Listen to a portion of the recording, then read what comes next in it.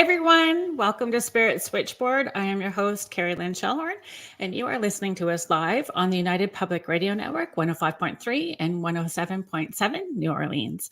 I'm really excited about the guest today, and I think it's a great lesson, story about trusting divine timing, synchronicities. The person that I have coming on the show today, or our guest today, is someone that popped in on the chat a couple of weeks ago when I had Eric Mantell on the show. And Eric was talking about one of the investigations where he had support from a medium, and that's who we're going to have on the show today. So hi, Contessa. Thanks for being here. We are going to be joined by spiritual advisor, teacher, mentor, medium, and investigator, Julie Kraus. Hi. Thank you for having me. Oh, it's exciting. It's one of the perks. I think one of the best things that's happened for me is this beautiful network that's been growing since I started doing Spirit Switchboard, and amazing people that I've met along the way. And it was just like synchronistic timing that, I had this one date and people had been booking in on the calendar all around it, but this one date stayed open. And it was like literally divine timing that we were, yeah, it was brilliant. It was brilliant timing. We're just going to do a few hellos here. Hi, Julie. Thank you for being here.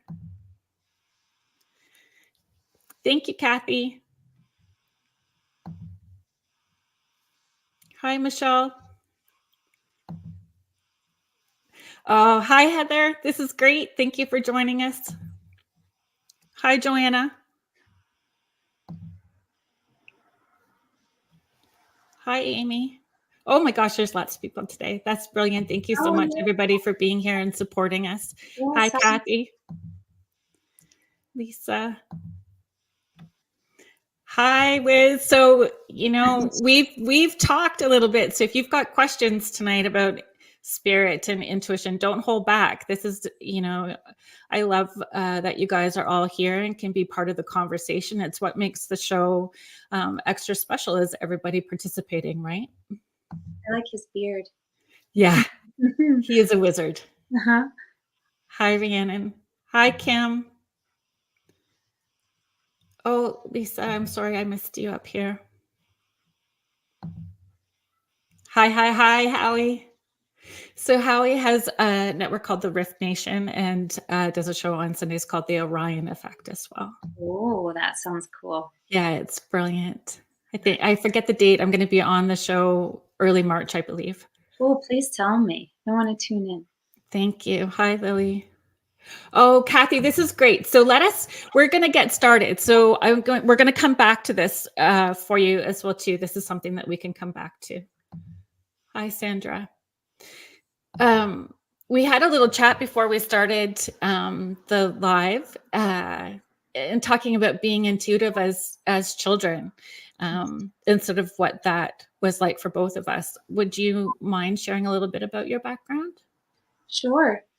So I just knew that I was sensitive. That's what I knew. And I felt so overly emotional, but I didn't really know how to compare my emotions to someone else, because when you're young, you don't really say like, well, how are you feeling about this?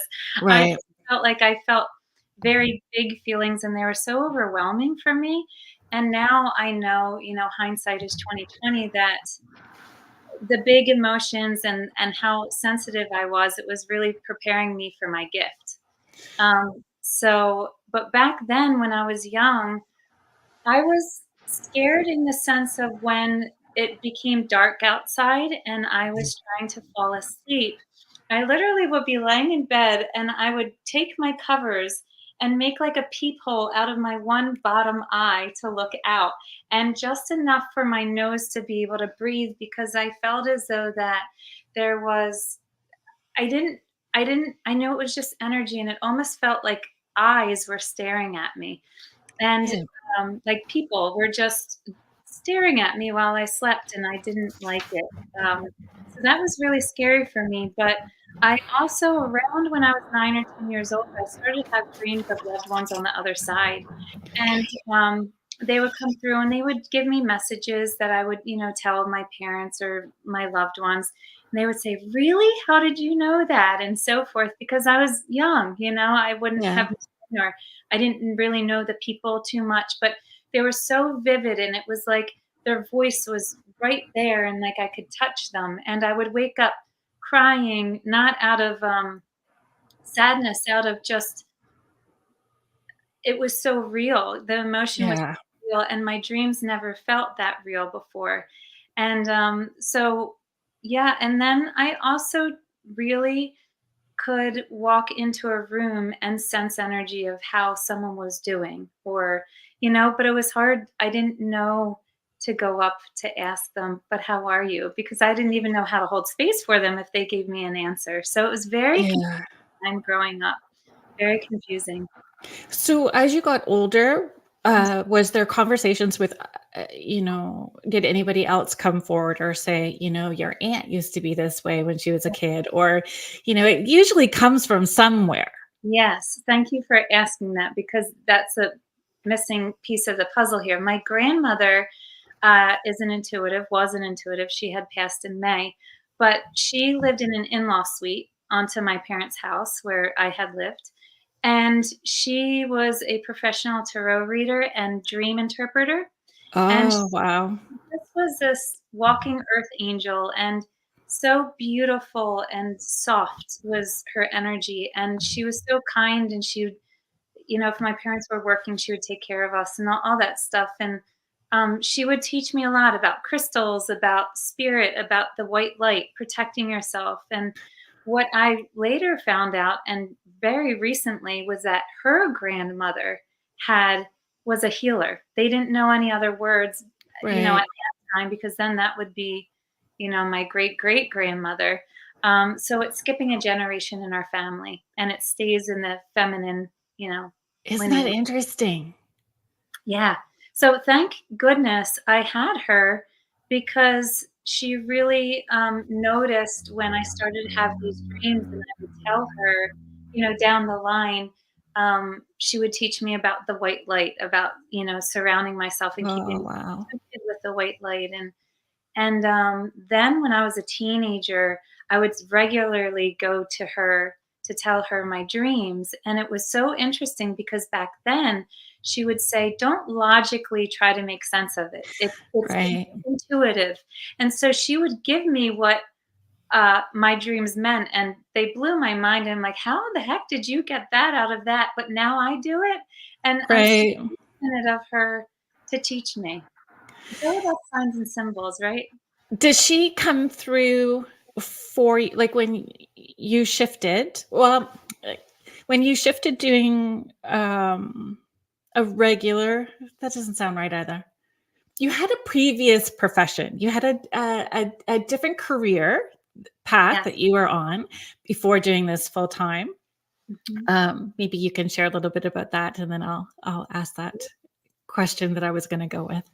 Yeah. So, because I was so sensitive, I knew that what felt very grounding for me was exercise. And I felt like when I was so sensitive, I had all these big emotions. And the only way when I was a teenager that I knew that made me feel better was journaling and exercising. So Well, if I wasn't in the gym, I was laying in my bed journaling. And now I know that I was channeling a lot of spirit to help me feel better. But back then I didn't know. But looking back at my journals, it was not me, like the writing, yeah. you know. But Automatic writing is a very big part for me too, and I find it's grounding for me when I'm because it's so sensory that the writing is actually very helpful. totally, I get that. I understand that. And so, um, I became in love with exercise for so many different reasons, but one of them, which was because it got energy out of my body, and I just felt better. So I went down the path of becoming a personal trainer, and I wound up opening a gym, I just had a very entrepreneurial spirit. I didn't really want to work for people growing up. So I just I went for it and I opened up my own gym, and it was a functional movement, gym, and I loved it. But what was very frustrating to me was that when I was personal training people, I was noticing that they weren't really getting results. And here I was very educated in it. I was also certified in nutrition.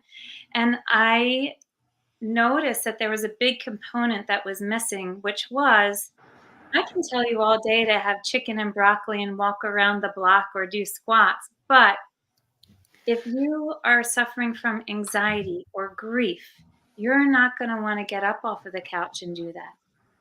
And Yeah. I felt as though that when I was personal training people, I turned more into a therapist. And I'm thinking, oh my gosh, they want me to, talk back to them about their emotions. And I'm here trying to tell them how to squat better, Right. you know? And so I decided I'm ill equipped for this. Let me go to life coaching school.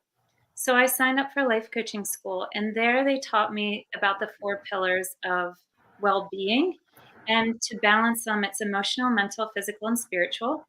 And the spiritual aspect, well, when you go through life coaching school, you have to everything that you learn, you have to do it for yourself as well, because you have to be in balance to help other people.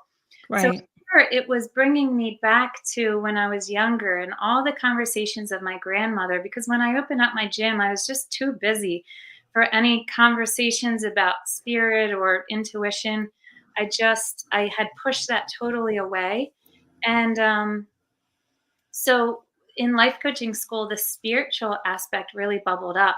And I dove really deep into that and I loved it. And when I started to take everything that I was learning, how to help people with their mental self and emotional self and spiritual self too, I started to help my personal training clients in such a larger way. And because of that, then they started to get results. Then they started to find the way on their way, when before for years we would hit blocks. And Right. so it felt so much more fulfilling for me to work in that realm that I kind of backed off of the gym and I started to do more of that. And then what I noticed is, oh, wow, I'm starting to know information about these people that I'm not asking for. Right. Oh, wow, someone is standing behind her. And it's because when you really get to know someone and open up the heart and they trust you and it's vulnerable and you create this energetic connection, that's when all of the intuition really comes into alignment and flows. Right. So I also said that, okay, in the short amount of time, I'm getting more intuitive or life coaching clients than what I've been trying to crank the wheel for so long at the gym. Right. What I realize is that is what your true purpose is supposed to be. It's going to kind of close all the other doors until you find your true purpose. And then that one will just start flooding in with a lot of energy. So that was my story. Do you find um like I truly believe that it's whole healing. Like the spiritual and emotional aspects are a very big part of who we are. We can't just focus on certain pieces of that puzzle without looking at the spiritual part too. And from my perspective, when we're talking about mediums or seeking out someone that's an intuitive worker that you're going to want to work with, a part of it should be where they are in their own personal healing journey. Like we are all going to reach a different level um, if we're having accountability with our own personal healing.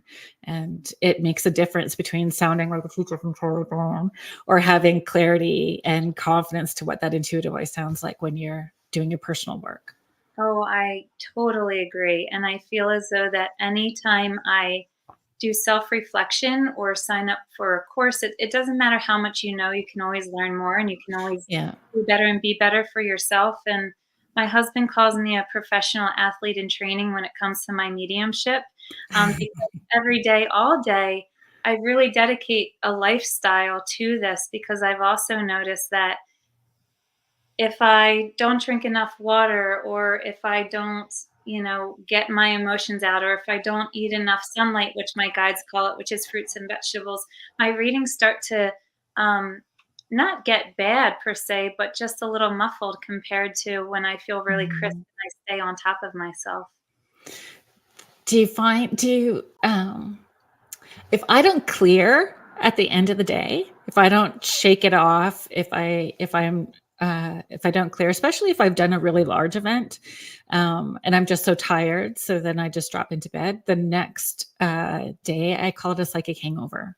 Like Oh, it feels like a hangover, for foggy sure. brained, bumping into furniture, just and then I'm like, okay, so we're gonna clear this off and get grounded.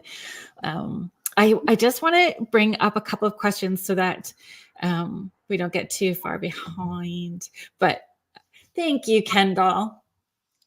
Love you and miss you too. And thank you. Um, Gail is just saying accountability is essential. I Totally. I agree.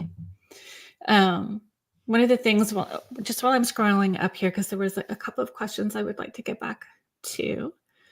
A question that I did have for you was, my grandmother played a big part. Like when I was a little girl, we didn't have joint houses, but we grew up I grew up beside her, and it was a farming community, so I could walk through the field and through her garden and then be at her house.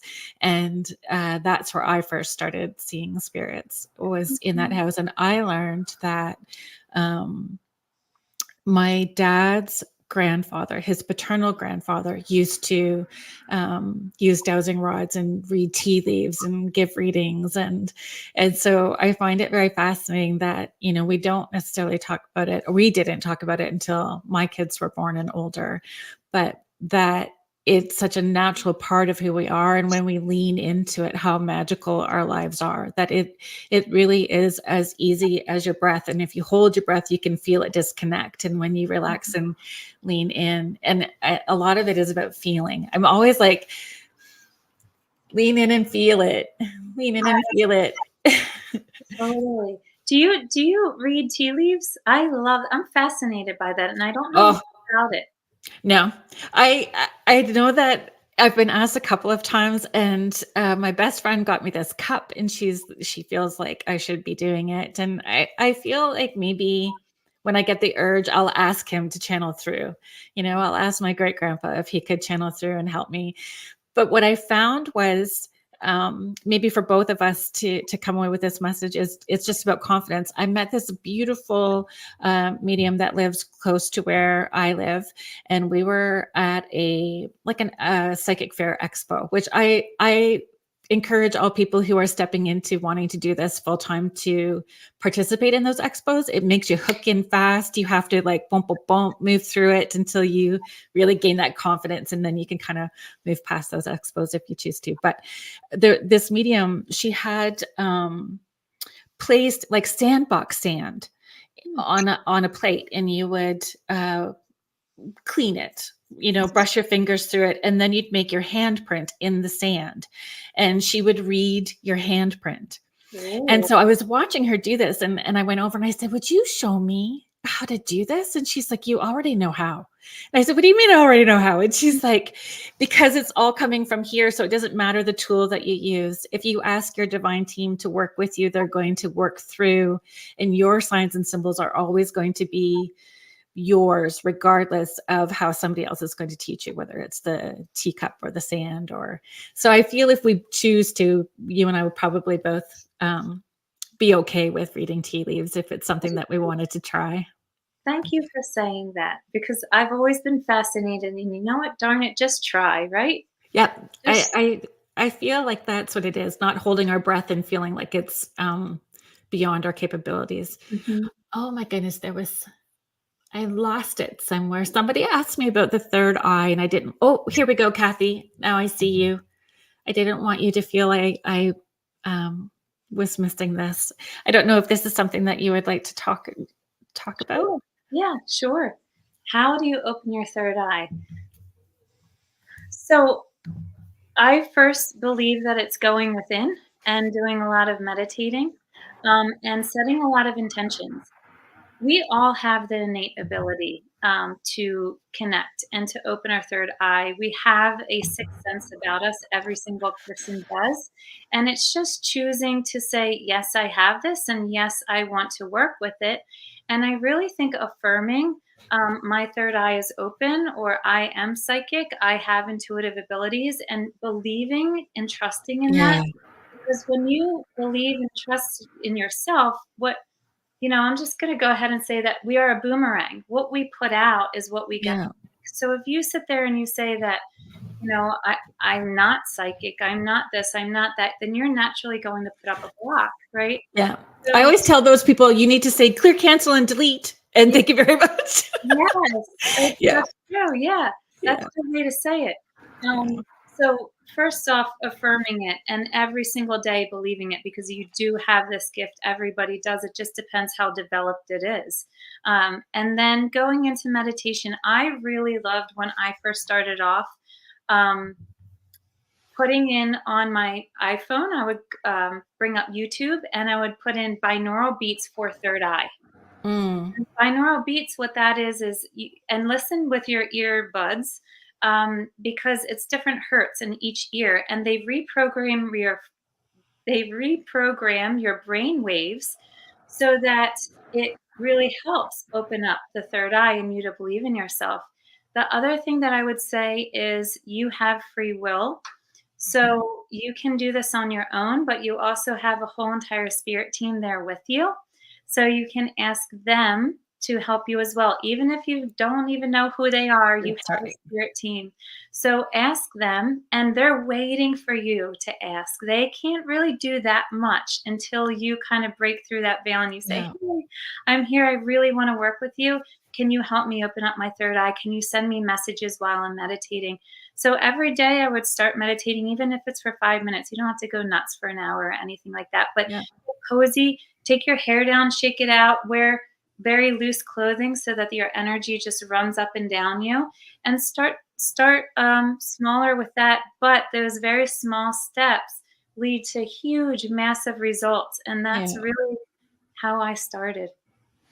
I feel I was not very good with any I am statements if I was not believing it. Like, Mhm. so what I did to shift it to make it okay for me was to say, I'm in the process of Wow. owning my intuition. I'm in the process of, and then taking the active steps to work with those, Yes. So then I got to the point where the I am statements had more power because it was more believable for me. So that's just something, if you struggle with, because again, our body will react when we're telling a lie. That's So if we really are rooted in a negative belief system until we've cleared some of the healing with stuff, true. it can create another block. So Kathy, I think that Julie sort of answered your question and the third eye question at the same time, because Kathy was asking about meditation and does this play a big role? You know, It's Carolyn, the breath work with the meditation, I feel, right?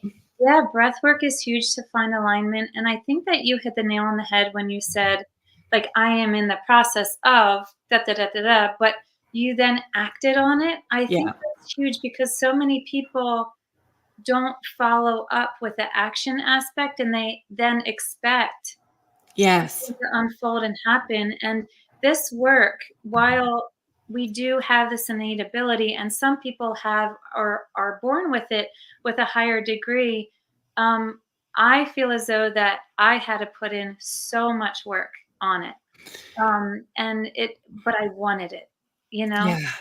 So Yeah.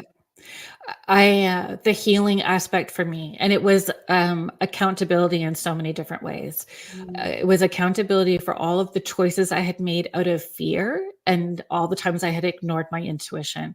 And that was raw. Like when I hear that term love and light and people are in this love and lighty space, I'm kind of like, maybe they haven't really dug in deep yet, because mm, it's usually a snotty crying, really not nice mess at the beginning. And then you move to this place where there's more grace and ease to it, right?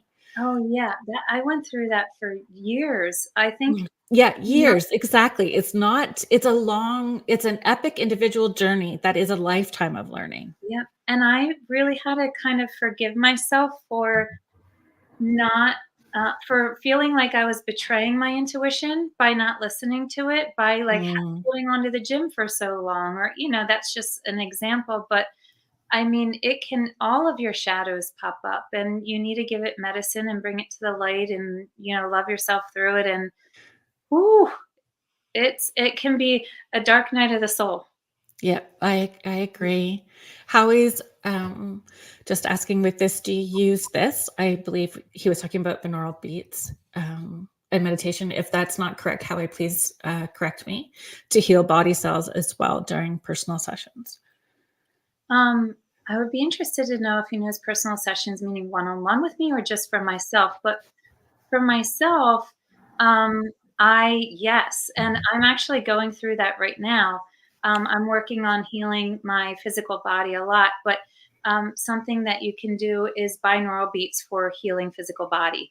You can do Mm, that in meditation and listen to that as well. But I love to call on certain guides or certain angels. Like I call on Archangel Raphael all the time to lay his healing hands of light on me to help feel. Yeah, thank you, Howie, to help heal my physical body. Um, and I actually do something called chakra surgery to myself, which I am not trained professionally in Reiki, but my guides have told me just to kind of my hands will know what to do, just like with the chi yep. reading. They said you don't have to do that; just trust yourself to know.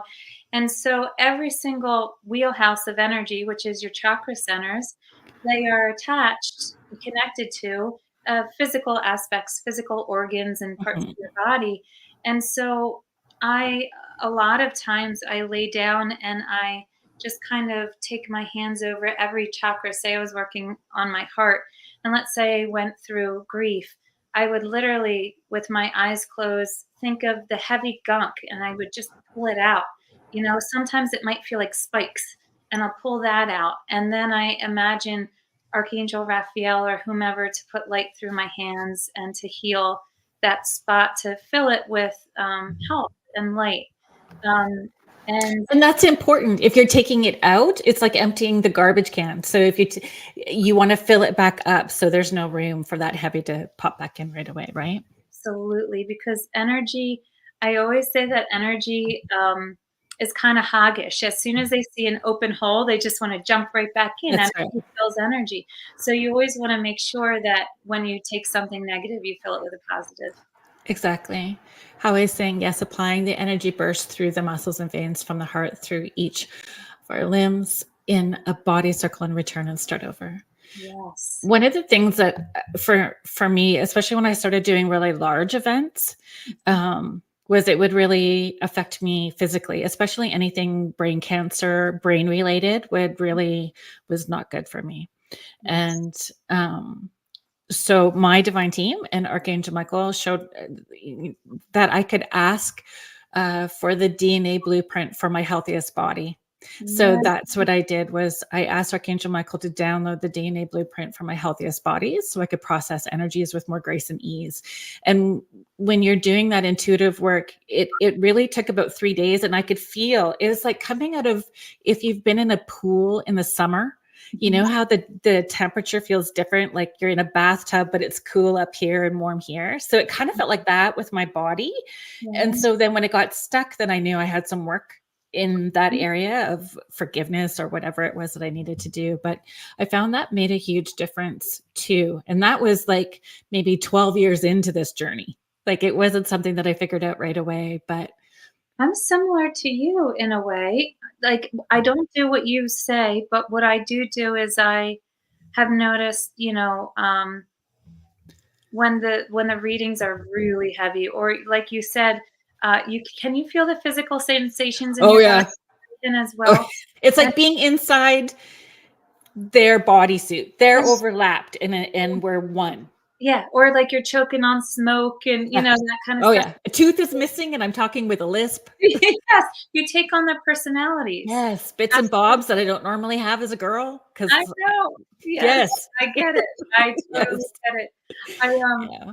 I have started to ask, I put a six-pointed grid of archangel energy around me for healing and protection energy and love during the session. So while it's different than yours, it sounds similar, but I really love what you say. That sounds It great. it helped me, really connect with my body and how my body was, um, part of the intuitive process Mm, and understanding that. that's great. Lisa is just asking, when you ask the universe a question and you hear answer in your mind, how do you know it's not just wishful thinking? I love questions about discernment. Discernment is one of my favorite conversations. Yes. Lisa, that was hard for me in the beginning too. But something that I had noticed is that when you ask a question to the universe, it's usually something that's ruminating in your mind a lot. And it's usually part of your ego mind, which is a little bit threatening or a little meaner or just not very nice. And you beat yourself up or you think a little bit more negative. The universe will tell you in a kind yet direct way, but it will answer you in almost like a sign or a symbol or in a voice or use words that you don't typically use yourself. Um, Mhm. and that's what I notice for me. And um, I feel like with intuitive work, it hits you emotionally as well. Um, Yeah, exactly. And I think with discernment, um, uh, finding a practice that will work for you in leaning in to it, and how does this feel? And when you start to have more of those hits, intuitive things that come through, and when you lean in, there's a yes no to it that becomes your sign and symbol. So it's leaning in and trusting how your body is receiving it. And it is hard, but the more that you practice and lean in. um I think something else that I really like to teach people too is that when you have a question and you put it out to the universe, you can say, universe, and ask your question. And you say, if it's a yes, please show me a purple. yeah, If it's a no, please yeah, show me a blue dinosaur. And you want to ask for something that's abstract, not like, show me a dolphin if you live in Florida and it's the summertime, because it's all over. exactly. And give it a good 3 days to really, Yeah, even up to a week sometimes, because our spirit team is really working hard on the other side to send you a Sears yeah, catalog, and you're looking through it at Christmas, and there's your blue dinosaur, and they'll make that happen. So yeah. that's happened for me so many times, and I was so grateful for it. The more that you ask your intuition to, or the more that you're tapping in and the more you receive, um even if it's a hard, uh like if you're asking if it's time to end a relationship, or if it's time to leave a job, and all of those can be really hard for people, and there's grief attached to it, and there's potentially confrontation. Those are heavy, but if it feels in alignment with you, it's always going to feel lighter. Even if it's part of your path and purpose, it's still going to feel light to you, and it won't feel heavy. And that's a big part of discernment as well too. Even the the heavy stuff makes you feel like you're contracting, and what's light and in your path will help you feel expansive. Does I that make totally sense? agree. I totally agree. I just uh, So Kathy's saying, I've been told by many that I'm surrounded by spirits and I have times of knowing. I agree with that. We all do. And yeah, That's a beautiful feeling. Embrace that. yeah. You're just gonna move some of these. Um, so one of the questions that I wanted to ask you earlier, when you decided to step into doing this full time, I had mentioned I used to do, like before the show, I used to do hair full time, and then moved into doing this, but it was really spirit led. Like I asked, if this is what I'm meant to do, then I want somebody to ask. I need three. Actually, I had said three. I wanted three people to ask me for a session before the end of the week. So I knew for sure that this was what I was supposed to be doing. And it happened. And then it just all unfolded. It was crazy good in all kinds of ways. But it was my grandma in spirit, because I was so close to her. That was comforting for me, and it felt like home. So I relaxed and I allowed everything to come in. When you stepped into it, did you have that feeling of having loved ones in spirit close to you to kind of ease any of that? My experience was a little bit different. Um, I started to channel my higher self very heavily. So, while I felt the presence of something that I knew, all of my I mean, I would have dreams of my loved ones when I first started off, but I didn't feel like they were present and they were there. What actually was happening was I went to my husband and I, let's rewind a while back when I was in life coaching school. What we would do is on Friday or Saturday night, we would go to Barnes and Noble and we would pick a book off of the shelf and then we would read for half an hour and journal about it for a half an hour. Oh, wow. And usually also just to say, to practice my skill set, we would even tack on to that and we would do yoga for a half an hour, meditate a half an hour, read a half an hour, and write a half an hour. So, we had more time then. I didn't have kids and all that kind of stuff. But on a Friday or Saturday night, that's something that we would love to do. And this book just flew out at me, and it was How to Channel by Sanaya Roman. I think I said her name right. Hmm. She was teaching how to channel your spirit guides or your higher self. And I'm kind of a slower reader. And for some reason that night, I literally was like slurping up the words off of the pages, and I couldn't get enough of it. And I closed the book after half an hour, and I said, "Mike, I can do this. There's everything in my whole being that tells me I can do this." So we went home that night, and I'm so grateful that I had a partner that was open to all of this and curious about it. He held a safe space for me. And I started to channel my higher self to the point where I embodied it.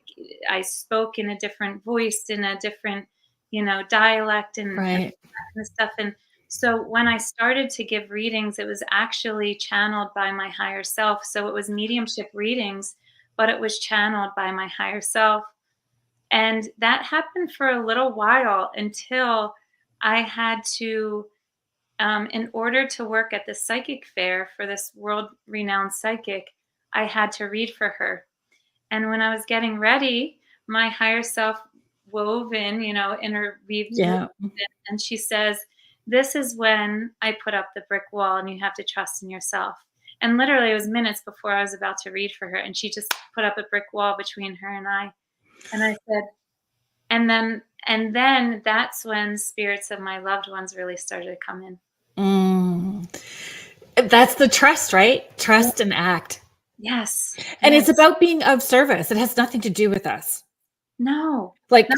human self, Chihuahua brain, it has nothing to do with us. It's we move out of the way and we allow spirit to use us to be of service, right? I believe our intention matters. What is our intention for us doing the work?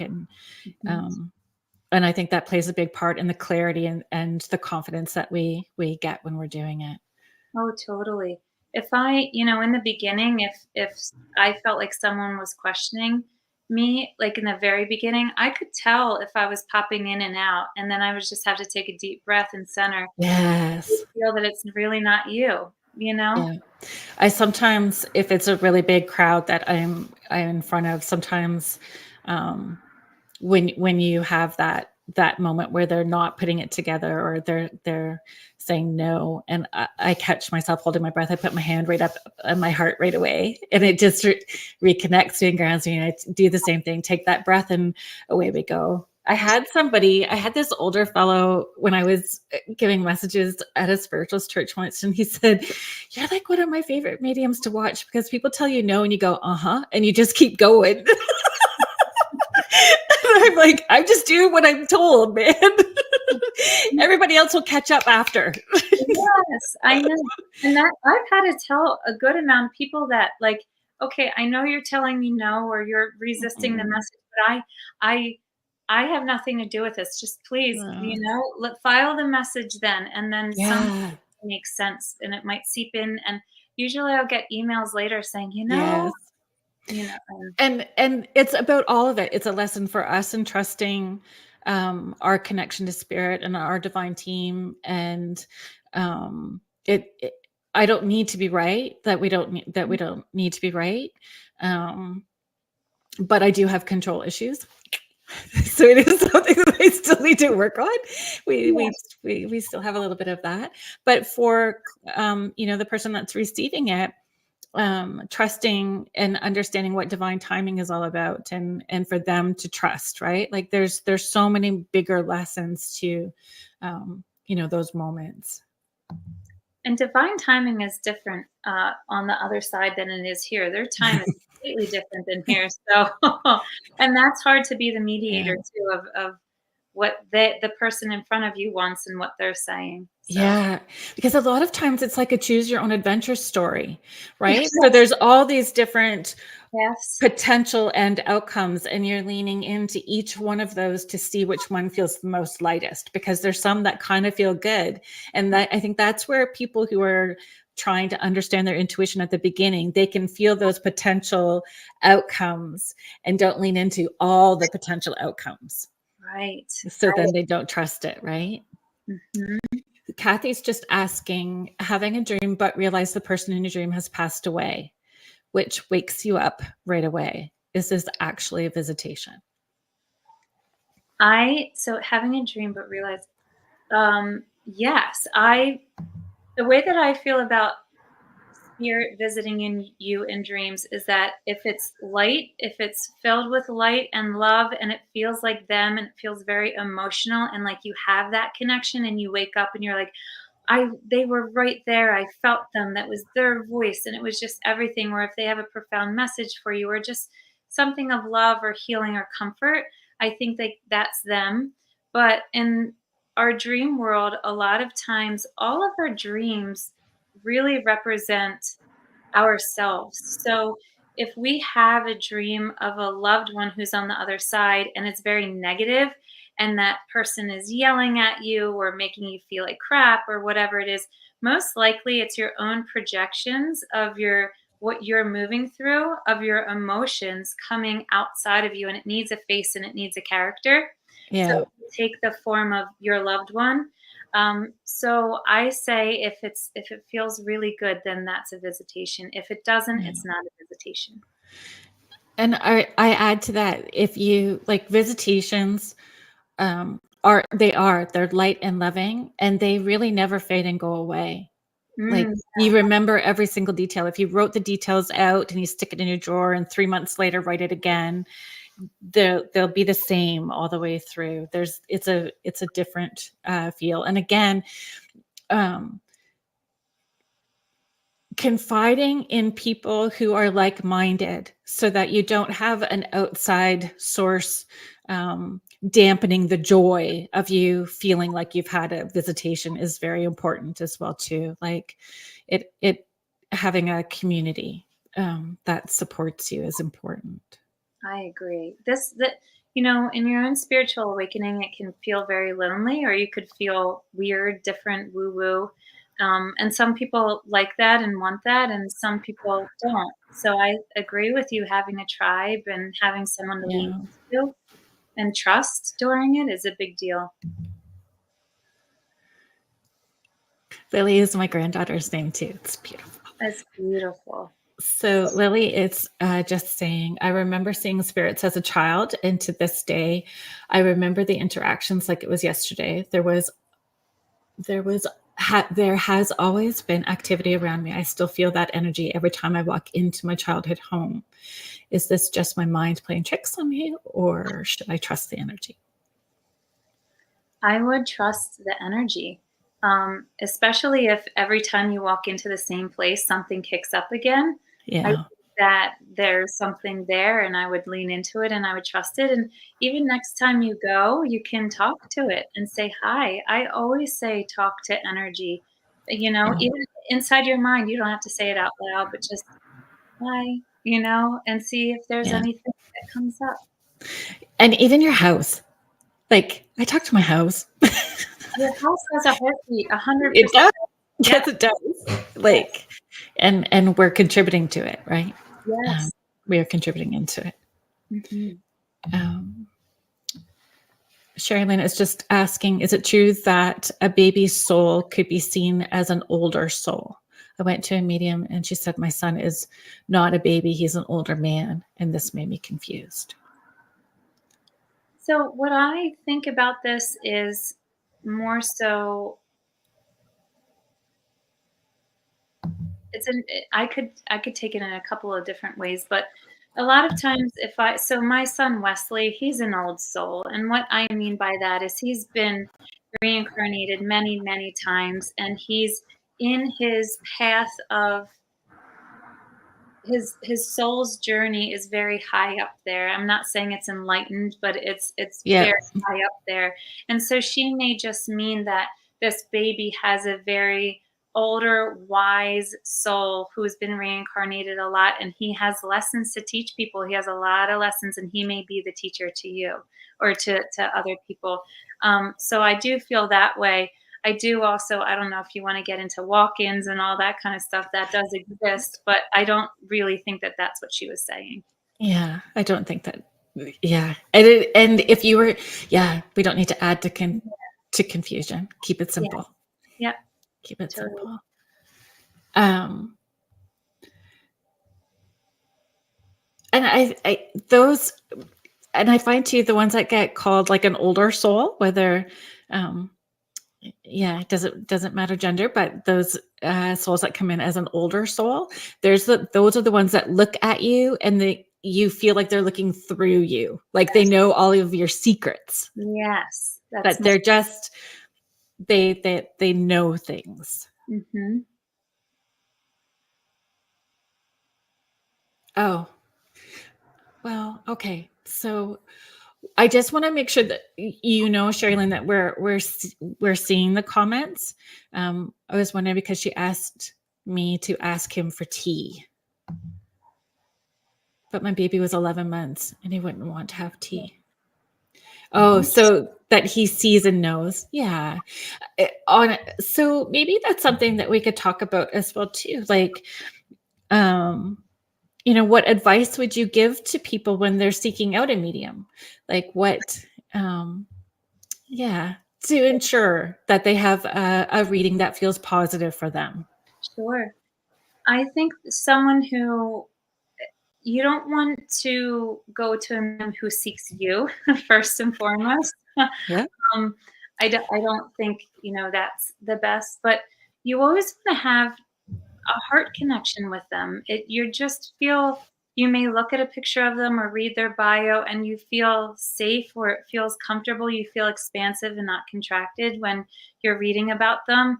Oh, And you just feel as though that, I mean, if you're ever in a session and a medium is saying things that are nasty or just threats or things that just doesn't feel good, then stop it right there. Take your own power back because yeah. trying to take your power away, she, he, whomever it may be.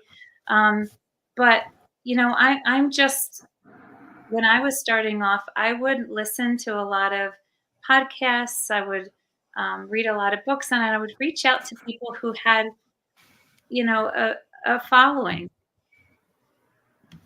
You're welcome, Kim. For I the don't heart. know if you feel like you could add to that, Kerrilynn, about Yeah, I feel too like lots of people will ask about referrals. Yep. Like, so I got a referral my friend went to. I would ask the friend what their intentions were when they were going for their session. Was their intention about wanting to know the future? Was their intention about healing? Was their intention about spiritual understanding or growth? Because I think that all mediums have different intentions as well too, and we all have a different way of working. So understanding why that person sought that medium out in the first place, like what their intentions were for their session, because it may not be in alignment with what you're seeking. So I Yes, think that's also important too. I say yes to that. Kay is just saying, a medium once told me I have a very young soul. What does that actually mean? And thank you. Thank you for loving the show, and thanks for being here and participating in the conversation. To me, a young soul means just the opposite of what the old soul means. It means Mhm. that you haven't been maybe reincarnated here on Earth as um, as much, and so you have more to learn. You have more growth, and everything that you see is new, and you see it out of like wondrous eyes. Yeah. Yeah. Everything is like wow, and look at this, and also lessons may take a little bit longer because an old soul can remember a lesson a little bit faster, but with a lesson too of um, learning it, I think that it will provide so much to you and other people. So embrace those lessons. Always, always, always embrace your lessons. No matter if you're Yeah. old or new, you're going to go through lessons when you're here on Earth. So Yeah. Yeah. And like giving yourself grace, like um even for you, I mean, I shouldn't speak for you. So I know for myself, and you can let me know if this resonates for you, that I still have lessons. oh, The difference between now and 15 years ago is that I understand how to put those tools into place, so I don't sit in the muck and mire of it for a really long time. I may have to lick my wounds a wee bit and then put my tools into place, and then we move forward. But as long as you're seeing from the time that you're having your lesson and putting the tools in place getting shorter, you're doing a really good job. And to show yourself compassion and grace, because it's a journey, it's a lifelong journey. yes, 100. Oh my gosh, I always have lessons, and I feel like either I signed up for it and it's in my soul's blueprint, or spirit's throwing it at me to see if I'm on my toes, or I just Yeah. took over my own feet. I mean, I think that some people have the misconception just because we or I am a medium and I have this phone line that I know it all and I can do it all. And that is so, I'm so human and my humanness Yes. leads the way. And so I'm constantly Mhm. in lessons. And for me, I totally understand what you're saying with your toolbox is there and you know how to use your tools more and maybe faster. And for me, I also know how to use my heart. I think Mm. the heart is filled with joy and compassion, empathy and grace and forgiveness. And Mhm. I always know that my heart is the container for my toolbox, and to constantly tap into that. Oh, So that's a beautiful way to put that. yeah, I really had to lean into my heart so much, and I'm so grateful for it.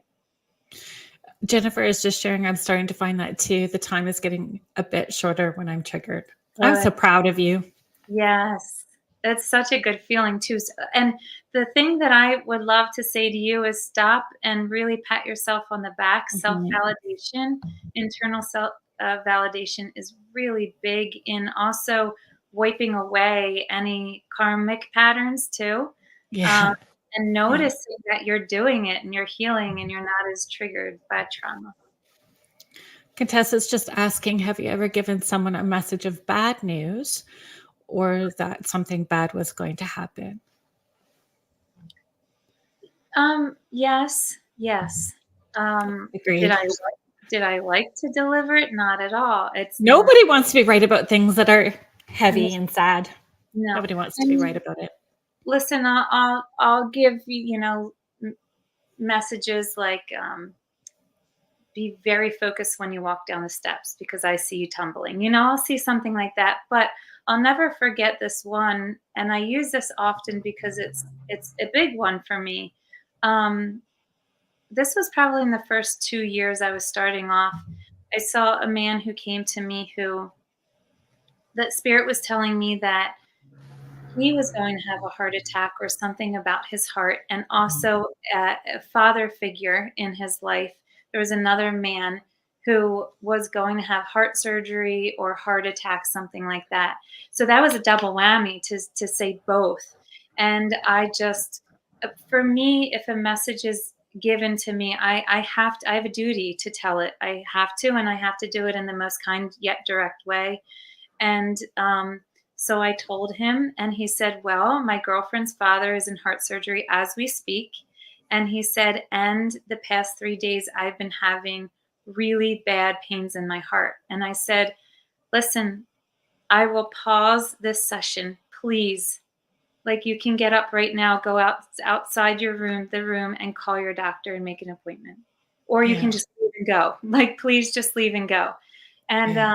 and he did. And that was really hard, a double whammy, but it was very much validation of what was currently happening.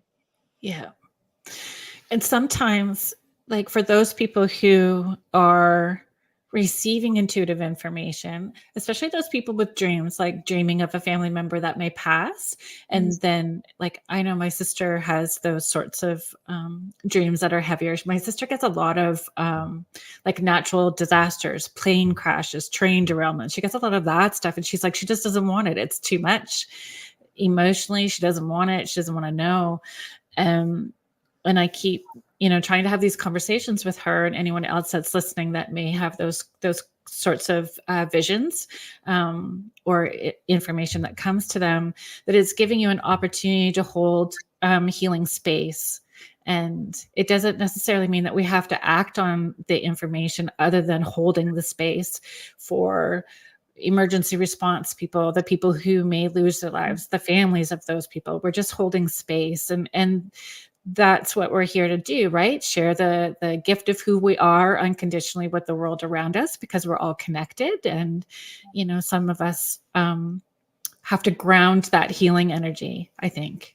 Oh, I love that. I think that's such awesome, beautiful advice. I think also too, I was taught this once, and it made so much sense that if I don't know if you don't have to say yes or no, but usually if some people have those visions, it's also an alignment of what may be happening inside their body too, even Mm, though it's true.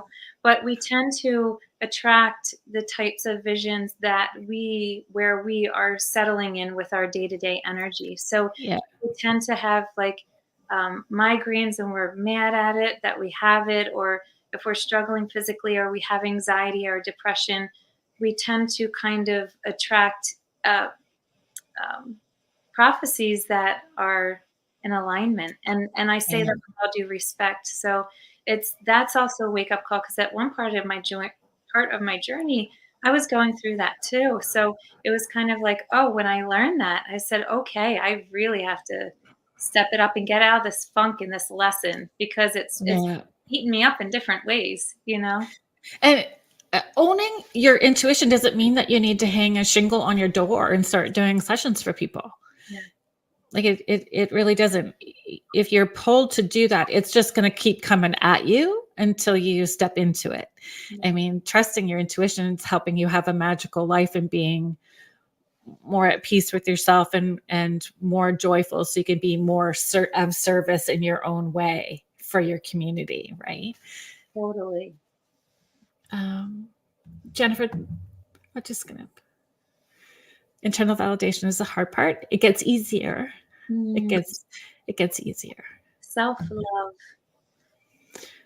Donna, I used to have dreams of tornadoes and saving people and saving my loved ones that have passed. For that, I would say, so spirit always shows me when someone has a lot on their mind or a lot going on that feels like it's kind of taking them out of alignment. For me, that dream kind of feels as though that you are saving yourself. That's always hard too for people. Yeah, It's yeah. a big journey. But that's I, beautiful. um, oh my gosh, this has been so great. I love Thank it. you so much for coming on. Yeah, thank you. Um, let's talk about community.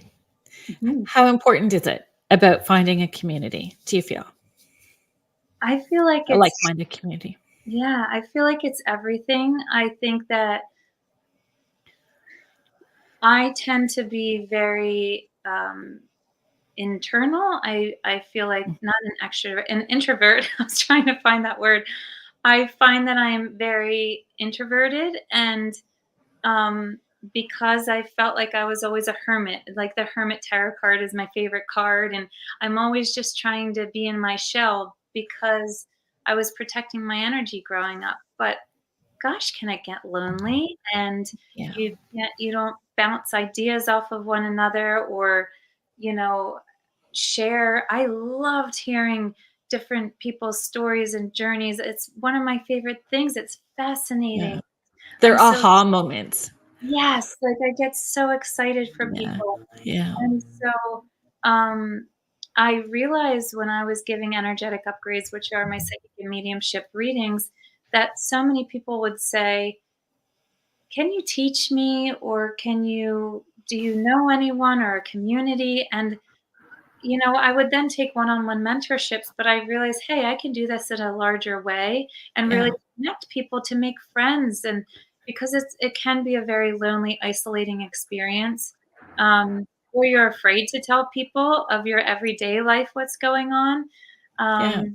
And so Or may not have a partner that is understanding. that happened. I see that so often, and yeah, so I actually started an online community because I thought it was that important. Yeah. So, it's a big deal. Can you share with people how to find it, what it's called, what to Yeah. expect as part of that community? So the community is called Our Sacred Space. So it's very sacred, and we hold space for one another. And it's a community of like-minded people with open hearts and open minds wanting to learn how to open up to their own intuitive abilities, connect to their loved ones on the other side, and also learn about the upcoming month's energy and what you can do to work with it to have it roll on your side so that by the end of the year you feel like, wow, that was a really good year. Like, Right. because each month we just took bite-sized chunks on how to work with our energy depending on what the month is bringing. Um, It's so so funny because have you seen those memes that are going around social media, especially on Facebook right now, where it's like, "Phew, that was a rough year." It's only oh, February. I'm like, that yeah. must be awful to feel that way. I know, I know. And I have to say, I know we're only, what, 6 weeks into this year, but so far it's going really well for me. And I swear it's because of Spirit's advice. And I really take it to heart, and I really do what they say. So, yes, in our sacred space, we meet once a month, throughout the month. Every first Monday we meet for to read the upcoming energy. I read it for everyone, and I give you action steps on what you can do to take care of your energy Oh, throughout that's the month, brilliant. which is beautiful. And then every third Thursday we do something called Spirit Speaks, where it's just an online mediumship sacred circle where we open up the circle and see who wants to come in from the other side. But we also have animals like pets, and we also have angels, and I mean, Yeah. it's endless. We had the planet Neptune come in and talk. It's Oh, that's wild what awesome. happens. And then I have something called Spirit School in there, which people can learn, which is just hours of teaching about different subjects. And then I offer sales specials and all of that. That's just people privy to who's in the space. Oh, that's beautiful. Yeah. And do they find it? So we do have the website kind of scrolling along the bottom, but it's Julie Kraus, spiritualadvisor.com for those people who are listening and not watching us at the moment. So is that how they find? Yes, so they can go onto the website and then you'll see our sacred space as a tab, and you just click that, and it's self-explanatory from there. Oh, that's awesome. Kim is just saying finding, creating a tribe or tribes is key and has been for me for sure. I'm happy you found your tribe. And it helps when we're wanting to practice as well too, Yeah. right? Like that safe place. Mhm. Contessa is just saying, I find this so fascinating that in today's world, you can talk so openly about all of this. There was a time when all of this was taboo. I feel something is definitely shifting in the universe.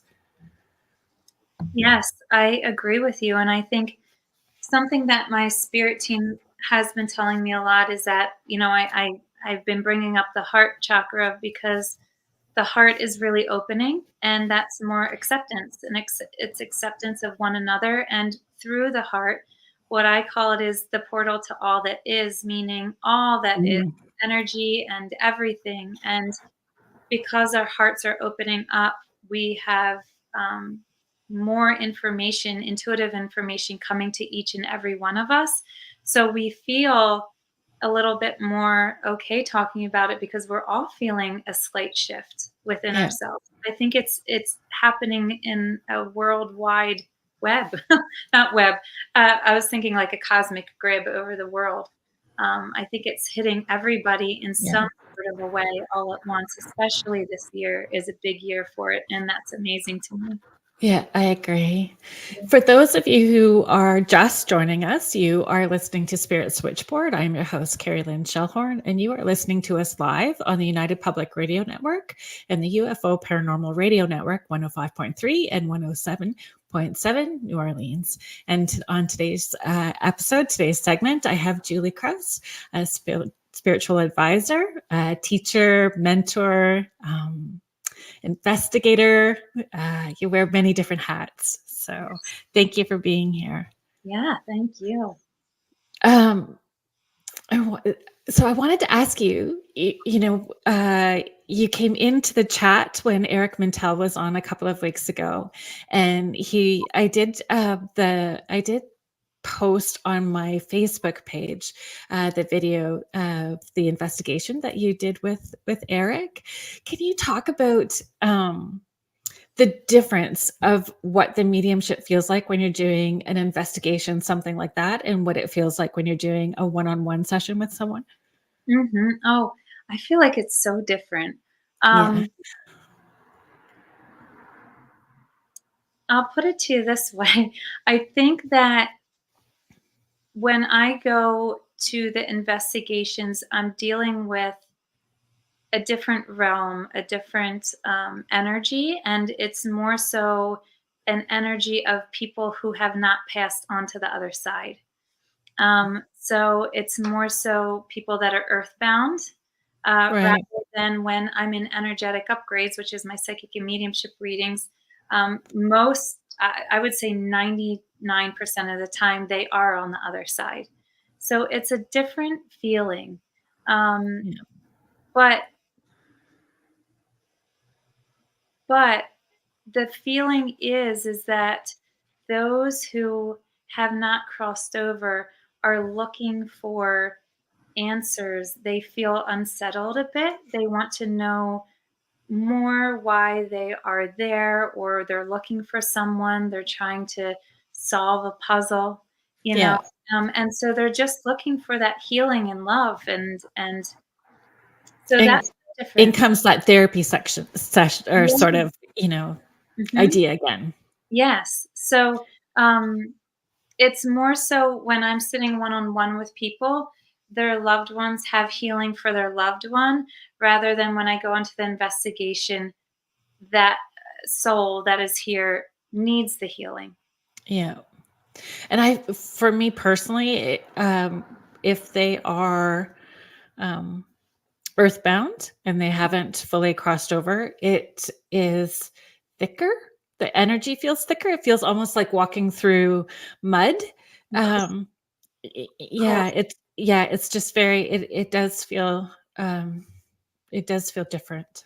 It's great. It's very grounded. It's literally right here, whereas for me, Yeah. when I read, I feel it up here. I don't know if Yeah. you feel that, but it's up Yeah. here, and then, when I do investigations, I literally feel like they're walking through me, and, Yeah. uh, it feels cold, it feels thicker, and sometimes it does. It feels sad or Yeah.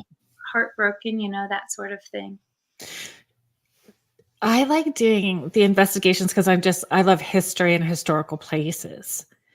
You're better So than that at me then, I'm sure, because I tell Eric all the time, I'm like, "I can tell you what's happening, but I'm terrible with history." uh, I'm I don't necessarily, well, I mean, I enjoy it. So I'm like, come on, bring it all in. That's What do you got for me? And then I mhm, just ask 1,000 questions because I'm like a little kid.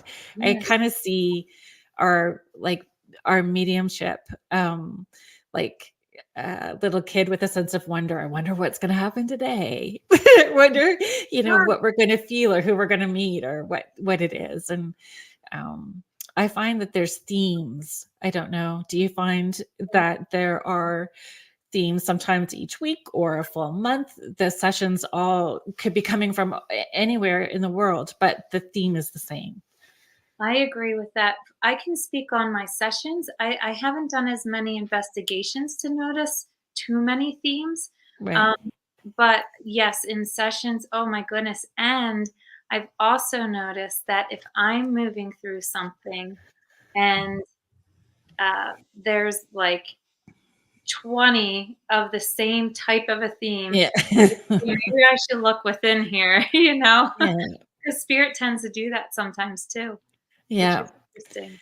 And that's what I tell people when we're doing those larger events. You may not receive a message, but you do if you're paying attention to what the message is that somebody else is receiving, because we can all learn from it, right?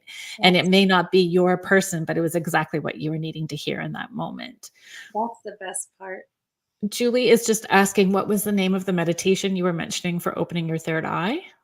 Um, if you do, binaural beats on YouTube, and then you can do binaural beats for the third eye. You can also do binaural beats for the heart chakra, because I think that when you have an open heart, your intuition, or even solar plexus, for the crown chakra, you know? Yeah. Mary Jo is asking, how long can souls stay on the earth side, do you think, looking for answers or healing? I mean, Depends on their experience and traumas. yeah, I dare I say, I don't know if I wanna use the word forever, but a very, very, very long, I mean, they could Mhm. just be stuck. And until they have a higher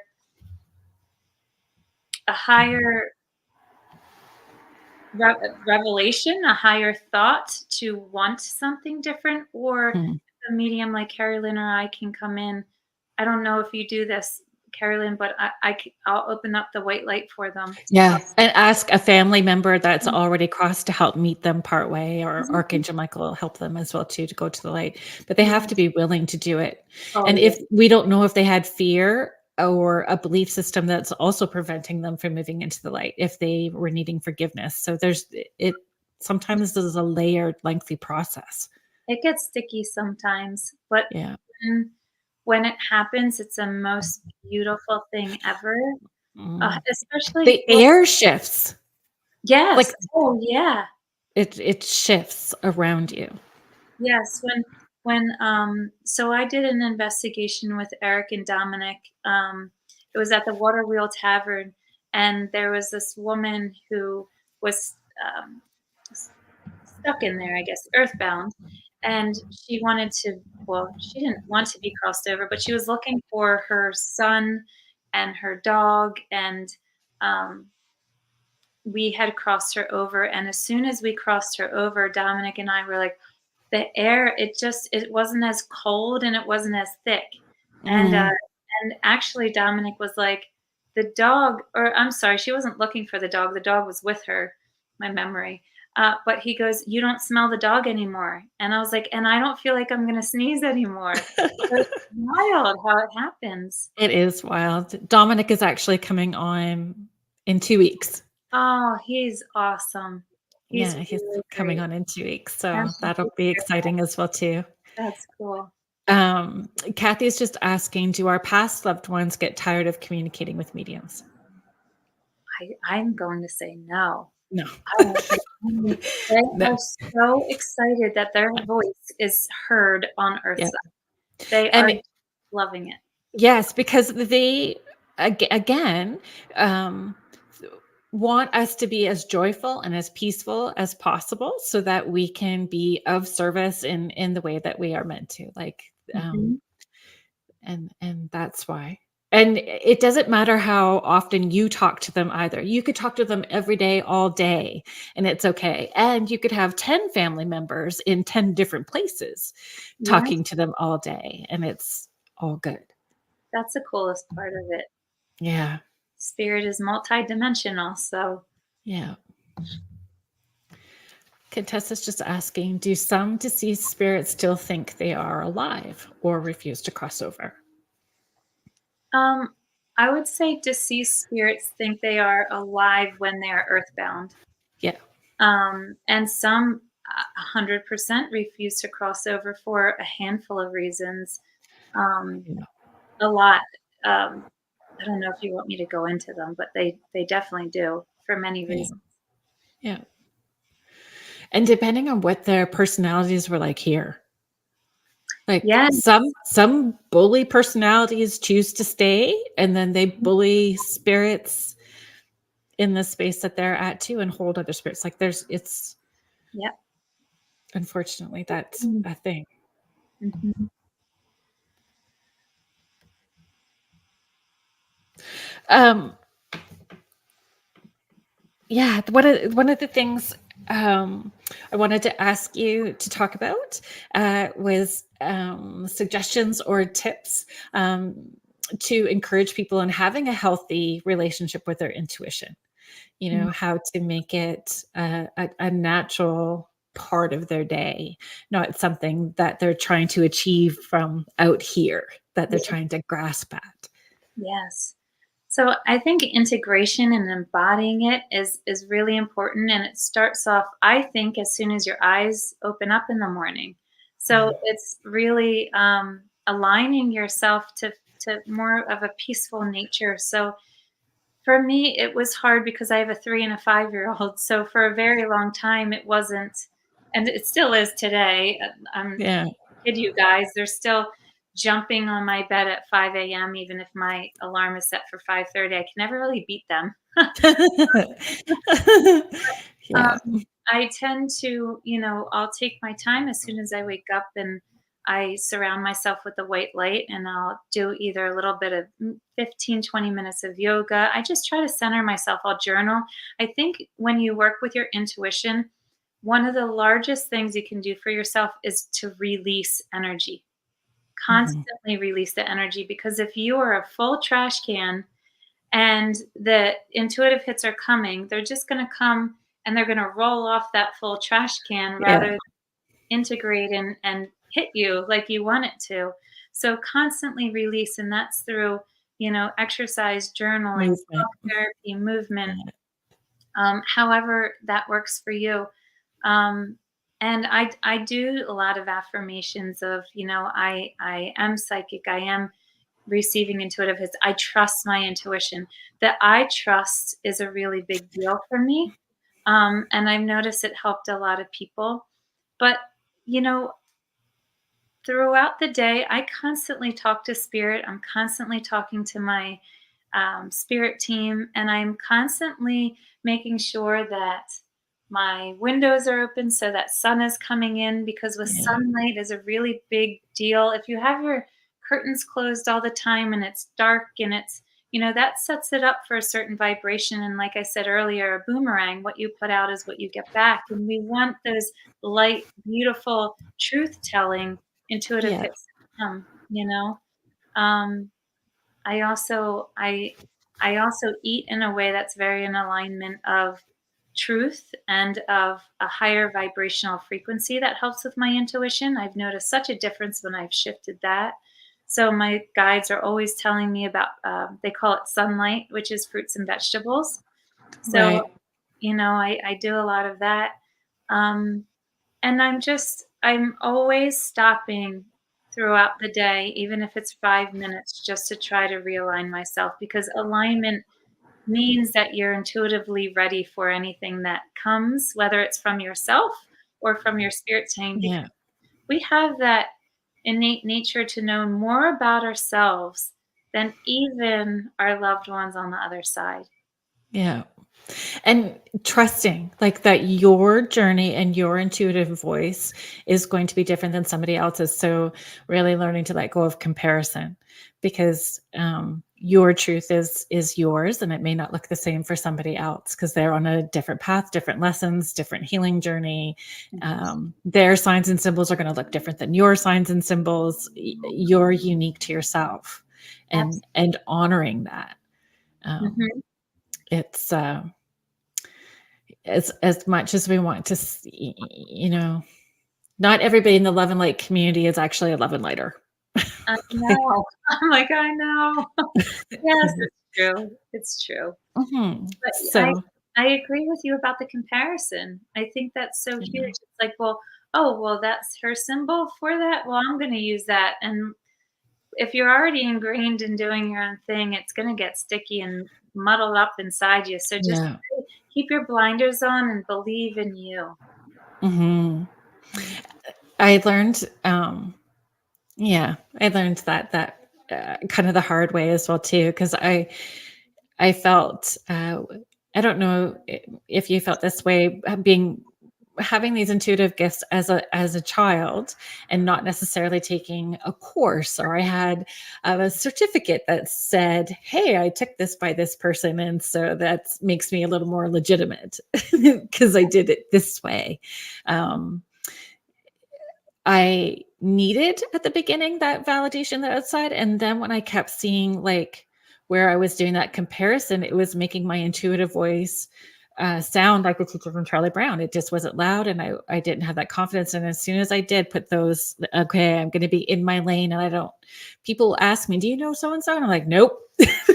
Not that I don't care about them. I hope they're doing well. We can all be good, but I'm so busy in my lane, just doing my thing, and Mhm. that felt better. So if I needed, people used to tease me all the time because I always needed hamburger or like something like a handful of chips or some fries. It was like this little bit, and it would ground me really fast after a really big event. In your Um, hand? yeah, Wow.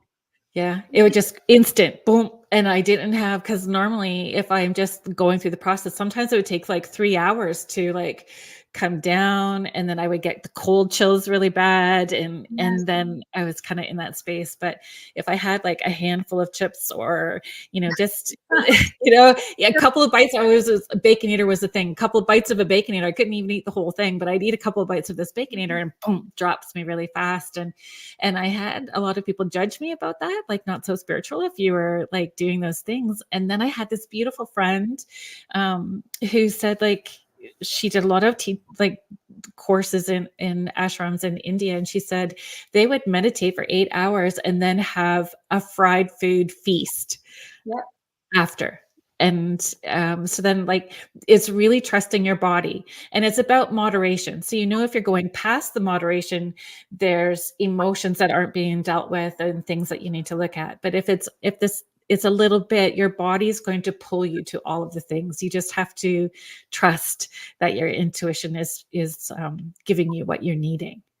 Oh, yeah. I totally agree. It's funny when I was, I don't eat, gluten and dairy anymore because I found out that it wasn't good for my digestion, but when I started off, I was, and if I was channeling for, like, 2 hours, I would house so much pizza, and I would need it, but Yeah. now I go to I talk about sunlight, but I absolutely am a meat eater. I have to have, Yeah. like, beef. For me, Beef in particular. yep, I have Me to too. have beef at least once a week, at least Yeah. once a week. I just Agreed. ate Me burger too. before I logged on here. Um, and my Yeah. body will feel very spacey and out of whack and almost Exactly. guess out. So that's interesting. So I had somebody kind of Yeah, it turned into I don't I feel like I might be opening a door to something. But if we are choosing mindfully where we are purchasing our meat as well too, and we're having gratitude for that animal and knowing that they have chose this life and that this they had one bad day and now I'm grateful for what I'm receiving from them. And we can be mindful when we are choosing that. And I know that's not everybody's opinion, Sure. but I know that helps me be grounded. I think, for me, my belief system is you have to tune into your body, and as much as your mind may not want something, if your Mhm. body and your spiritual self is asking for it, sometimes we really have to listen. And Yeah, I'm with you. I try to source it locally, organic, all that kind of yeah. stuff. But I truly feel better with it.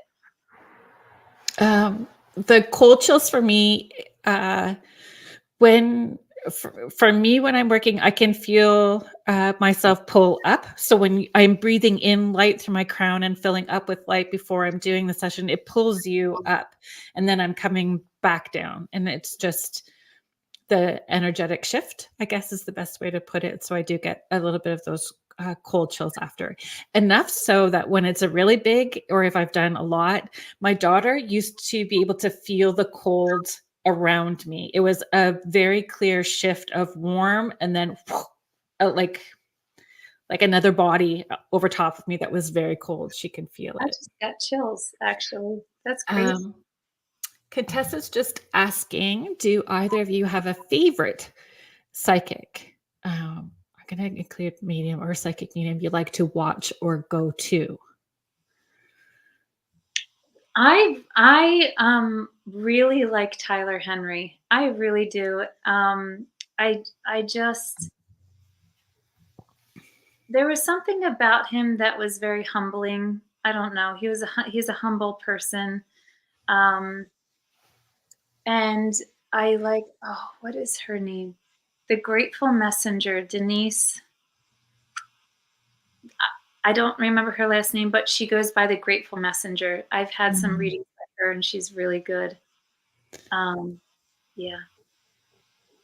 Also, um, I've read one or two of Kim Russo's books. I'm trying to think of people who are very well known. Right. Um, the Grateful Messenger. She has a big podcast, but she's not on the TV big screen or anything. Right. Um, I aligned with John Edward a lot when he had crossing over. Mm-hmm. Just the way that he was just going, he knew that he was being of service. So bump, bump, bump, here you go. And then he was quite transparent with, he was getting a new sign and symbol and that there was growth for him in doing those connections as well too. So I resonated with that. I don't get readings very often. Um, I I It's I've same as come. spiritual books. I don't read too many spiritual books either because I feel we're receiving information when we're tapped in real time that sometimes, depending on what it is that you're reading, can also be outdated by the time you get it. Not all spiritual books. I'm not saying all spiritual books, but I just feel when we're tapping in, we're receiving real time. And then the books that I have read, I've been pushed to read, or spirit has guided me to. This is, where, you're needing that next bit of information or tool can be found, right? Yeah, I kind of agree with you because I haven't really read a psychic type book in a while. I used to drink them up. I mean, I was a slow reader, but I used to read a lot when I started this Right. coaching time. Before I fully shifted, I mean, I was always reading. I just wanted to understand. So that, When I first started doing sessions, I would drag like 10 decks of oracle cards with me and I'd have all this like it was like, oh yeah, now I yeah, I know. I think. walking in 30 seconds before with a pen. Yeah, mine would be like all of the different crystals that would do this or do that for me. me channel or whatever. But now it's very slim with everything from the more external. What I do is I've signed up for some courses just to help heal, my physical body or something like that, like Yeah. healing rather than gaining insight or information from other psychics. Yeah. Not saying it's wrong or bad, it's just where I am on my timeline, I think. Yep. And I think that we're all like that. And again, if you have that community, we understand that each of us is at a different level and a different place, and we come together for a reason. So, and that is about, you know, feeling okay to be vulnerable and leaning if there's a piece that we don't quite know, or um, having had. And for me, I was having a lot of experiences that when I was reaching out to people who I felt may be a little ahead of me, were like, I don't know what you're talking about. I've never had anything like that. So Wow. it was a lot of having to be okay to be um, on my own. And so for me, that was why I created a lot of community to help people too, so they didn't feel alone in Mm. some of the experiences that they were having. Contessa, that's a great way. I thanked the animal before I cooked dinner for my family. Leaving really Kathy's saying, I felt the cold. when you were talking about the cold leaving you. Yeah. Yeah. Joanna's saying John Edward for me too. Michelle, I'm glad that you liked that book, The Little Soul in the Sun. Do you know that book, Julie? So there's two books that I recommend to people when I'm teaching like the spiritual parenting class. For some of you who may be new to me today, that's kind of where I came out of the witchy woo closet. It was I used to do hair, and then I had a podcast 17 years ago, for parenting kids that were intuitive, because my children are as well. And so the two books were The Little Soul in the Sun, which is by Neale Donald Walsch, and it talks about forgiveness and why we have so you have two souls in heaven, and one wants to experience what the lesson that it's learned in heaven would be like. So in order to experience the lesson, they have to be here on earth, but they need a teacher. So somebody agrees to be the teacher for that lesson, but that teacher may forget that they come from the same source of light and love, and they may do things that are harmful. And will we still choose to love them? Wow. And so we both forget the lessons when we come. So it's just a powerful book, and it's a children's parable book, but all kids' books teach the adults who are reading them, if we're paying attention. Yes. And so the other book is Child of Mine Know This by Rebecca White Cotton. And it's a brilliant book. And Neale Donald Walsch, who wrote The Little Soul in the Sun, did the foreword of that book as well too. So if you guys are interested, especially if you have grandchildren or little people, the little Child of Mine Know This talks about the agreements that we've made as well too within different generations, and again that we may forget the things that we've agreed to come here and do. But I know that I shared this with you before we started the show, but I'll share it for some people now. The beginning of that book, it says, "Child of mine, know this: in the eyes of God, in the eyes of all that is, you are a blessing to the world." And that's really like, oh, it just gives me chills every time I do it. It's so beautiful. That's a good book. Yeah. When you get the chills, yeah. And again, what I love about that book is you can double side tape pictures of your children into it and personalize that Awesome. book. Heather is just showing Rebecca Rosen. I don't know her. Me neither. And I feel like we, depending on where we are at on our journey, we're going to vibrate to different intuitives and mediums, and you're probably finding too, like you, my daughter calls it local famous. We may not be internationally famous, but we're kind of local famous, or locally well known, that kind of stuff. And but you get in so your own lane so much that I still use the term just and I've been doing this for so long, but I still say just a mom, or I'm just doing this. Like, I don't feel anything extra special about it when you're just doing what's coming naturally.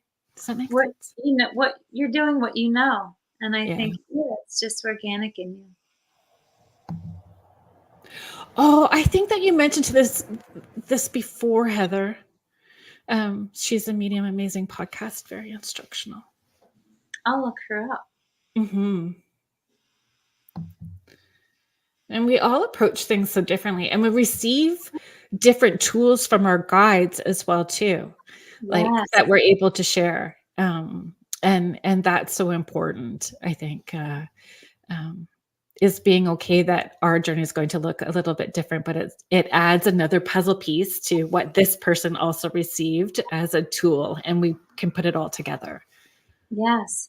That's the biggest thing that I see people, I think patience is huge in your intuitive journey because so many Mhm. will say, "Well, I only feel and I really wanna see." Everyone wants the clairvoyance aspect, and, I But think it's it's not the big burning bush. It's not going to happen that way. It's subtle, which is why you have to pay attention to your body. it's flashy and fast and quick, Yeah. and, I would say to some people, "You probably are, and it's just probably really fast, and you're not, fully focused on that."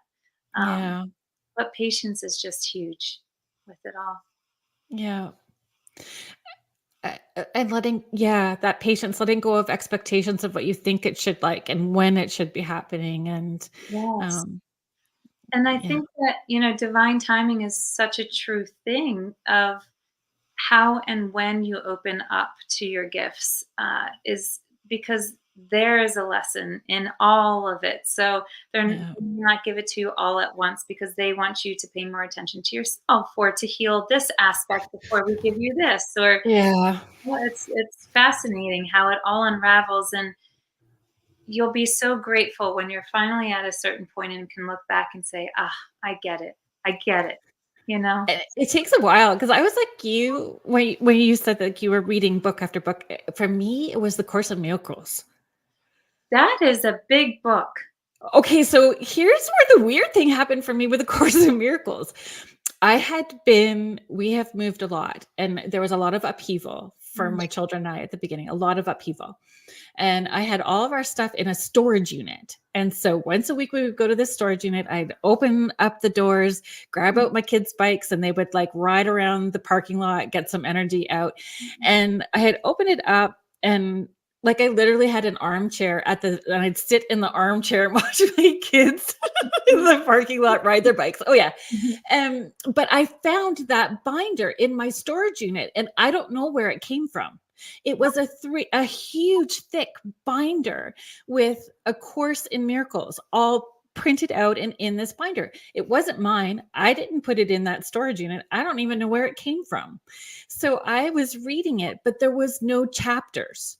It didn't say chapter 1 stop here process, chapter 2 stop here process. So I'm like rump, rump, rump. And I was like literally vibrating. Oh, like I was applying it, doing it. It was crazy. And I forget, I was at the laundromat, and this guy saw the top of the thing that said A Course in Miracles. And he's like, no wonder why I could feel you from outside of the door before I came in. And I'm like, I don't know what you mean. He said, let me see your book. And he's looking through it, and he's like, you are supposed to like Reiki energy, allow yourself to process this and give yourself time in between. It's a course. You're not supposed to Yeah. steamroll your way through it. And it was just so funny because I think that I was so ready to shift into what I knew I was supposed to be doing and really heal all of these wounds that were right there at that surface, that I was like grasping at all kinds of stuff. And it was a moment for me to just really, okay, I can take my time. And when I feel pulled. And so I still haven't finished it. And that was like, oh my gosh. Oh my gosh. 19, 23 years ago. Wow. 23 years ago, and I still haven't quite finished it because I stepped away and I really just allowed myself to heal and to process and approach things as they came to me without pushing, allowing it to just unfold and to be, and that high intention, low attachment sort of idea, right? Ooh, I like that saying. Hmm. It's a good saying. Yeah, Yeah. I mean, that book has changed millions of lives. Mil Hmm. I've only seen, like, I haven't read it front to back or anything like that, but I 23 years. it's intimidating to me, Yeah. to be honest. That's Yeah. good, though. It was a gift that found you. Well, was put in your path. Yeah, and at a time when everything was chaotic. And so me trying to steamroll and make it go faster was just adding to the chaotic. And as Right. soon as I just allowed myself to be still and to process and to show myself grace and compassion, everything changed after that. You Like it open up. just really changed. That's beautiful. Um So here's what I feel about books, Contessa, is yes and no. I think that if you feel pulled to it, there's a reason why you feel pulled to Mhm, it. mhm. So tapping in and trusting that. I have a book right here that I read that was pretty good. And actually, I didn't read it too long ago. Well, when I say too long ago, a couple of years ago. A survival guide for those who have psychic abilities and don't know what to do with it. Oh, Lisa Ann Rooney, for those who are our audio listeners later, it's Survival Guide for Those Who Have Psychic Abilities and Mhm. Don't Know What to Do with It by Lisa Ann Rooney. And I think that, I think that you could read it even if you just want to work with your intuition. You don't have to have psychic abilities, like, well, we Yeah. all do, but it's a good book. Dawn is just asking if or she's just saying, if I had your gift, I'd never leave my loved ones alone. I would annoy him just as much as I did before he passed. I think, But you wouldn't annoy him. That's the thing. He wouldn't feel like you're annoying him. yeah, no, And he doesn't now. that's right. I agree. And also it becomes,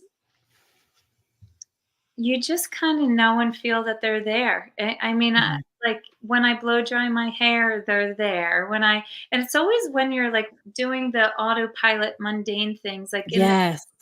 I don't know about you, but Non-thinking this mode. right, yep, non-thinking, and the shower is a big one for me, and everyone's like, "Oh my god, they come to you in the shower," but they don't care, they're not looking about they don't Right. care about that, but water is very high vibrational, so they, Yeah. can use that energetic force to come, so they come to me in the shower when I'm washing dishes, when I'm blow drying my hair, vacuuming, so they're really always there, they truly are. I agree. Um, and water is a big conductor. Like when I'm telling people who aren't having the Dreamtime connection, but they're wanting the Dreamtime connection, I tell them make a date, remind your loved ones every day, all week long, that you want to have this date with them, and then Mm, have that relaxing day on Saturday and a glass of water by the bed. yes, yes. That's Um, beautiful. Take a bath, an Epsom salt bath beforehand, yeah, energy. yeah. It's so funny. We have a house that's older with no bathtub. It kills me that Oh, there's no bathtub in this house. So I horrified my friend who does sound therapy because I have this beautiful big crystal bowl, and I'll put the Epsom salts on my feet inside the big crystal singing bowl. But yeah. yeah, Do you put just Epsom salt on the bottom of your shower? yeah, Yeah, good. Yeah, that's yeah. Dawn Davies, yes, my mom with her cigarette smoke. good. Mhm. That's a big one. Yeah. That's a tough one to miss.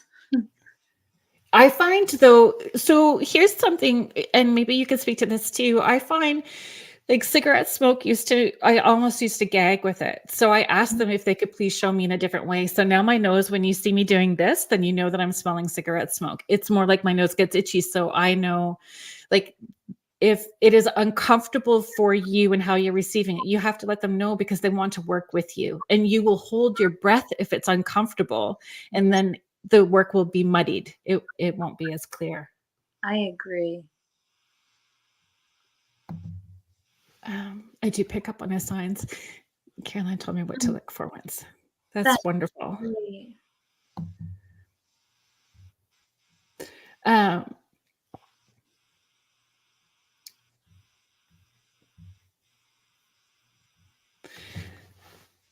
can you just remind everybody how they can connect with you? Sure.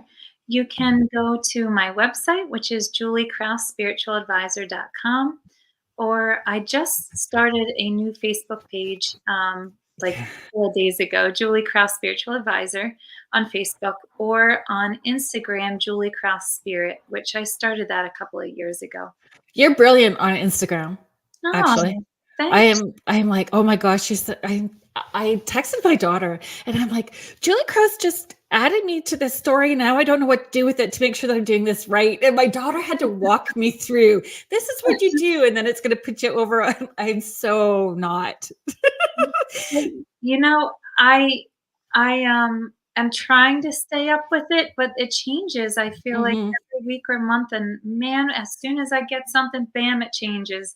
So I'm a little behind, but I try. And um, when it comes to social media, I kind of feel like it's just going to organically grow as it may, and people will find you as they're supposed to. And Agreed. I try to I, have fun with it rather than stress about it. mm, But it is frustrating. I mhm. mean, it is, like I said, with the changing, like, that becomes frustrating to me, so then I say, "Okay, how can I just have fun with it again?" Or I have a, business administrator, virtual assistant, and I ask her a little bit about it. Oh, yeah. It's helpful when we have somebody that's part of Yes, that team. yes. Yeah, I don't know what I would do without Carol. You can't do it all, right? That's No, how I feel. It's like I'm supposed to talk to spirit. I don't know all this business stuff. I don't. It's no. overwhelming sometimes. And I feel that's also another misconception that people have, right? That we can instantly know everything all of the time, and it doesn't work like that because we have lessons that we need to learn too. Totally. Yes. We have And we're not supposed to know everything. Like, no. we all have different gifts that we're supposed to bring to the table. Yep. I agree with you so much. And yeah, people are very surprised with that. I think people don't think that we struggle. It's like, no. Yes, we're here. I'm here. Human, I'm human. and we grieve. Yes. Oh, We grieve too. People get kind of weird with us around death. If mhm. they've had a death, that we may share a message and they're not ready for it, like that we don't, most of us have our own value system and ethics and morals that we work by. Yes. Um, Yep. yeah. And we Yeah. miss our loved ones too. Oh, yeah. I feel like, even when just was it yesterday? Yesterday, I had a lot of loved ones on the other side come down for me and other family members, and I sat and I cried for a while because it just Yeah. my, grandmom who taught me everything that I know about, not everything, but a lot that I know about this and that I lived with for almost 30 years, she came through and told me something, and gosh, I just miss her, Yeah. even though they're there, you miss the physical touch, the Yes, hug, you the do. just sitting down on the couch, and so, yeah, I cried, Yeah. it still hits our hearts. Well, I just appreciate, I love this connection. I hope that, you will come on again at Oh, some point. I would love to have you on again and we can just keep this conversation going. This has been a absolutely. pleasure. So Oh, thank you. Thank you everybody that was participating in the chat today, who asked questions and commented. Thank you. The United Public Radio Network and the UFO Paranormal Radio Network, 105.3 and 107.7. Thank you for, hosting and having Spirit Switchboard part of your network. Next week on the show, guys, please tune in next week. You're just going to love it. If you are interested in true crime and you are interested in astrology, Joni Templeton Skinner, who has a show called True Crime Mysteries Beyond the Veil with the Rift Network, does forensic astrology. I didn't even know it was a thing, and I stumbled across it, and I am hooked. I want Joni to read me the dictionary. Like, that's how emotionally invested. I will just listen to anything Joni's talking about. Forensic astrology, and it is so wildly accurate and amazing. She's just amazing and fascinating. So if you like current true crime and cold cases, she's all on it, and she's going to be here next week to teach us about it. So please come back next week and hang out with us. Awesome. Yeah. Good night, everybody. We'll see you next week. Bye.